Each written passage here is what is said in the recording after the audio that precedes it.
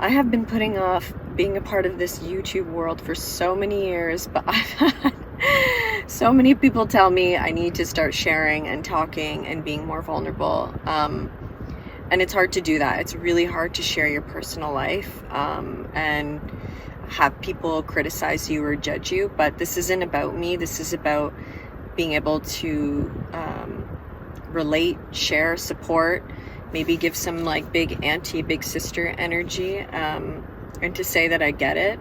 I'm in my late 30s. I've walked through many things. I have been through the fire. I have been through deep pain and deep grief. I have lost people that I love. I've been married and divorced, and so I understand the chaos of heartache. I understand how disorienting it is.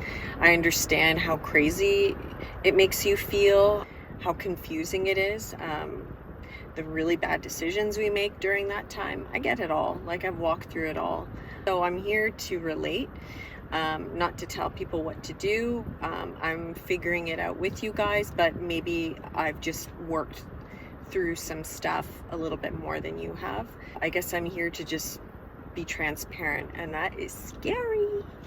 But yeah, I was with my high school sweetheart for about 16 years, 15, 16 years before we separated, and then the separation eventually led to a divorce. Say that was the darkest time of my life is like a complete understatement, and I've come so far since that point, like 5 years ago, that I can't even remember the experience, like it because I have processed everything. And so you can be rest assured that although you may feel like right now in this moment you're not going to get through it, I'm telling you, it is so possible. Have hope that it is possible.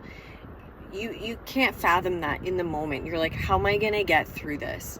How am I going to get through the week? How am I going to get through the day? Like, how am I going to get through the hour? Like, it's really like a moment by moment thing. And because you're in such deep pain, the loss of the person, it could have been a betrayal, it could have been like just some unexpected breakup, whatever it is, like, it doesn't matter if you were with them for like 6 months, 6 years, 16 years, it's still pain. Like, pain is pain, right? So don't go comparing your pain to another person's pain.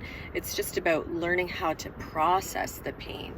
And I think we're just so quick to run away and want to avoid the pain naturally. Like, you're trying to protect yourself, and part of that means like you're trying to avoid feeling the heavy feelings. But as we all know, like, it catches up to you and it does delay the process. And so I tried all those methods. I'll be honest with you. Like, I did do the dating other people, and those theories that people say like get under them to get over them is such garbage, and it's so toxic, and it only compounds your pain and your trauma, and it just adds more pain to the wound. So we don't want to think about what culture says is normal, okay?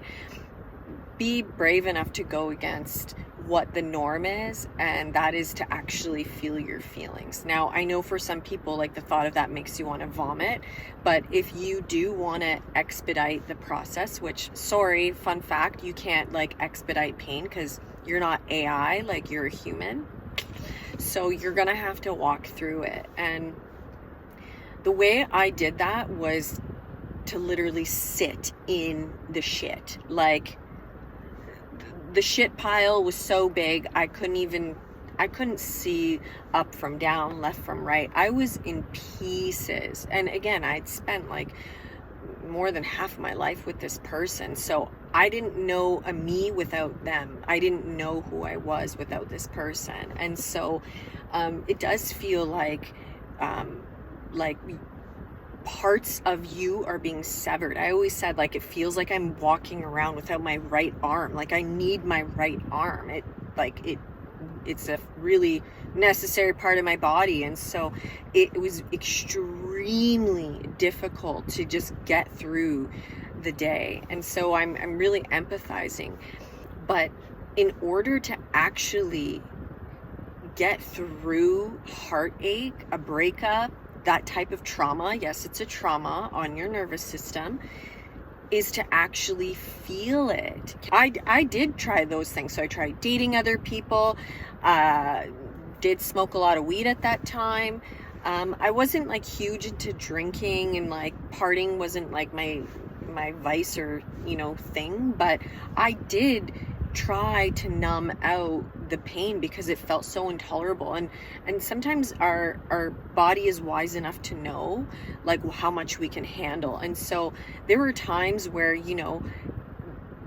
spending time with another guy or girl, whoever you are listening, does seem to numb the pain for a period of time. And that's the thing, it's not sustainable. You can only distract yourself for so long before you end up going in circles, going back to your thoughts, reminiscing, lying there in your bed, thinking, what analysis paralysis, right? Like there are, like the distraction phase can only last so long before you have to actually go to the feeling phase. And that's, I think, where a lot of us get stuck, is that we're so uncomfortable with the pain and the grief of the loss and the, why did this happen? How dare they? How could they do this to me?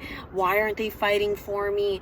Like, I was amazing to them. I was this, the sacrifice I did, all those years I gave to them. How dare they do this? The kids we have, whatever the story is, you can get lost in that, and you can stay there if you want. Okay, that's a choice, that you have free will.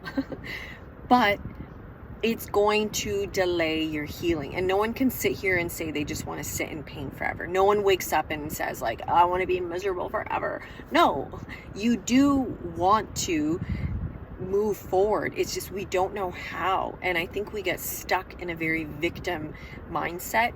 Mind you, I'm sure many of us were the victim, but again, that's not a solution. Isn't having a victim mindset, a poor me mindset, why did this happen to me mindset. The point is, life happens. Okay, none of us come onto this earth without being without suffering in some way. That is just a part of the human existence. And so having that why did this happen to me mindset, I didn't deserve that. I'm sure these things are true, you didn't deserve it, but asking why it happened is not a good question. Ask yourself better open-ended questions, like, what do I need to do to actually heal? What are the things that I need right now to get through this day, to get through this hour, to get through this next 15 minutes? So a lot of it goes back into self-soothing, learning to self-soothe. And a lot of us don't have good tools for self-soothing. For me, what I found very soothing, and I did this like almost instinctively, because the body is intelligent. Your body will kind of gravitate towards what it knows is gonna like calm it down. So pay attention. For me, it was like walking. I would be sobbing, weeping on the streets. People would be like, are you okay? And I'm like, I couldn't even talk. But my body was like, walk, run, move, whatever you can, just move. And so I learned that over time, the more I started moving, especially moving in nature, like if I could see green while moving my body, I like knew I had a pulse. I was like, okay, I'm still breathing, I'm alive. And I noticed my thoughts would go from like leveled 10 out of 10 danger down to like an 8.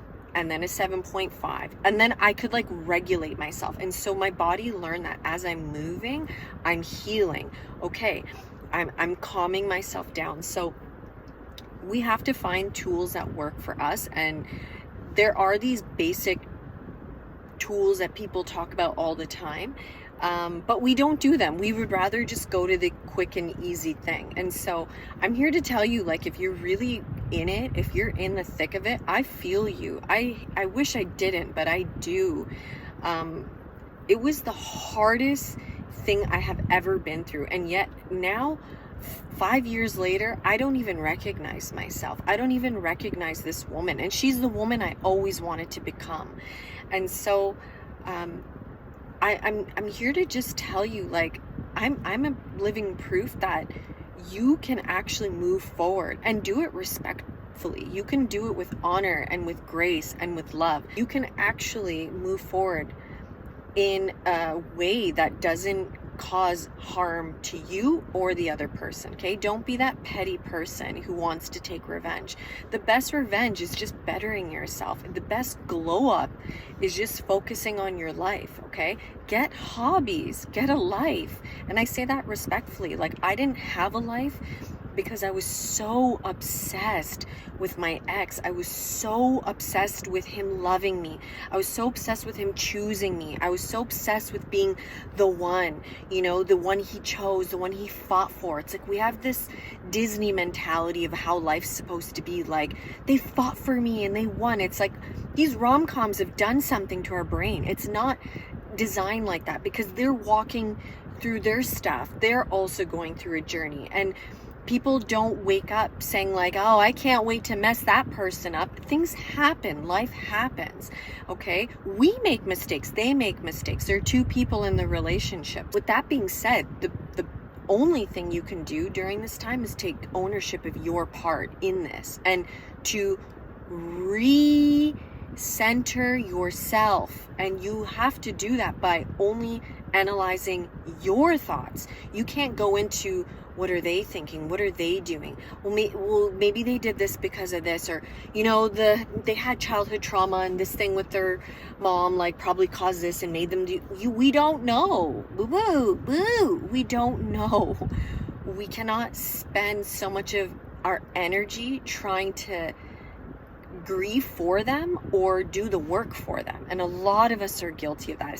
For the women out there who are listening, we are so guilty of trying to put the pieces of the puzzle together for them and then neglecting the work we're supposed to be doing on ourselves. And part of the reason we do that is because we're in fight or flight. We're so stressed and the cortisol is so high that we go into like fixing mode, emotional fixing mode. Let me fix them. Oh, maybe if I tell them about this therapist, or maybe if I send this podcast, or, maybe if they like listen to this like YouTube video. Stop.